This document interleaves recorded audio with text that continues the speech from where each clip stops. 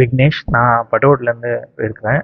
இப்போ எனக்கு வந்து நான் காலேஜ் முடிச்சுட்டு இங்கே தான் சென்னையில் தான் ஒர்க் பண்ணிட்டு இருக்கேன். தீபாவளி டைமில் ரிட்டர்ன் சென்னை ரிட்டர்ன் வரும்போது ஒரு ஆக்சிடென்ட் ஆயிடுச்சு. இது கிட்டத்தட்ட 20 பேர்கிட்ட அடி. அதில் மேஜராக 2 பேருக்கு. அப்புறம் இங்கே அங்கே உள்ள பக்கத்தில் உள்ள ஹாஸ்பிட்டலில் தான் பார்த்தோம். அங்கே வந்து கை எடுக்கணும்னு சொல்லிட்டாங்க. அதனால இங்கே என் ரிலேட்டிவ் மூலமாக இந்த ஹாஸ்பிட்டல் எனக்கு தெரிஞ்சிச்சு. அதனால இங்கே வந்து பண்ணோம். இங்கே வந்து ஒரு கிட்டத்தட்ட ஒரு 7 சர்ஜரி பண்ணாங்க.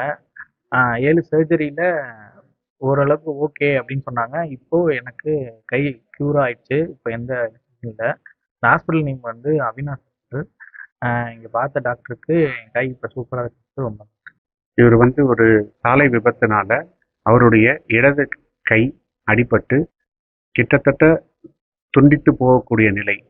முழுதாக அந்த சாஃப்ட் டிஷ்யூ அப்படின்னு சொல்ற சதைகள், தசைகள் அது எல்லாமே டேமேஜ் ஆகி அது கிட்டத்தட்ட அந்த கை துண்டிக்கிற நிலைமையில தான் அவர் வந்து இங்கே நம்ம ஹாஸ்பிட்டலுக்கு வந்து வந்தார்.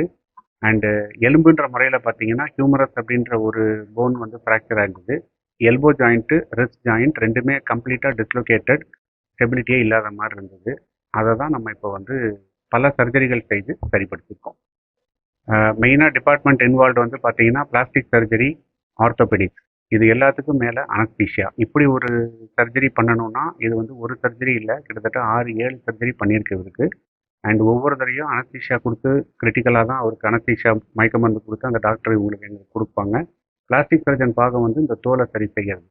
ஆர்த்தோபெடிக் வந்து எலும்பு. எலும்பு சைடில் அவருக்கு ஒரே ஒரு பிளேட்டு ஸ்க்ரூ மட்டும்தான் போட்டிருக்கு, ஜாயிண்ட்டுக்கு கம்பி போட்டுருந்துச்சு. தோல் பொறுத்த வரைக்கும் பார்த்தீங்கன்னா தோலை மூடுறதுக்காக காஸ்ட்லியான சில பொருட்கள் வந்து யூஸ் படுத்தியிருக்கு. மேட்ரிடம் அப்படின்னு சொல்லக்கூடிய ஒரு பொருள் யூஸ் படுத்தியிருக்கு.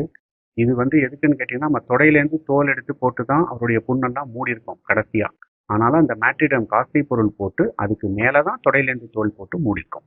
அவர் எப்படி எடுத்தார்? இந்த அறுவை சிகிச்சையில் முக்கியமான மருத்துவர் வந்து பிளாஸ்டிக் சர்ஜன். அவங்களுடைய பங்கு தான் வந்து ரொம்ப அதிகமாக இருக்குதுல. ஆர்த்தோபெடிக் சர்ஜன் பங்கு வந்து அந்த எலும்புகளை சரி செய்யறதுல இருக்கு. முக்கியமான பங்கு வந்து மயக்க மருந்து டாக்டர். ஏன்னா 6 தடவை 7 தடவை திருப்பி திருப்பி அவங்களுக்கு மயக்கம் கொடுத்துட்டு அவங்கள ஜாக்கிரதையாக அந்த மயக்கத்திலேருந்து வெளியே கொண்டு வரதில்ல. இதை தவிர்த்து பங்கு வச்சதுன்னு பார்த்தீங்கன்னாக்க நம்ம கூட இருக்கிற ஸ்டாஃப் நர்ஸ், நம்மளுடைய அந்த தியேட்டரில். ஏன்னா ஃபர்ஸ்ட் சர்ஜரியே உங்களுக்கு கிட்டத்தட்ட 4 மணி நேரம் ஆச்சு, 5 மணி நேரம் ஆச்சு. செகண்ட் சர்ஜரி திரும்பி 3 மணி நேரம் ஆச்சு. எல்லாருமே கூட நின்றுருக்காங்க. எங்கள் தியேட்டரில் இருக்கிற ஸ்டாஃப் நர்ஸு, டெக்னீஷியன், ஆயம்மா முதற்கொண்டு, அதை தவிர்த்து டியூட்டி டாக்டர்ஸ். ஏன்னா இரவு பகலாக அவங்கள பார்த்துக்கிட்டு இருக்கிறாங்க. ஏன்னா அவங்களுடைய வைட்டல்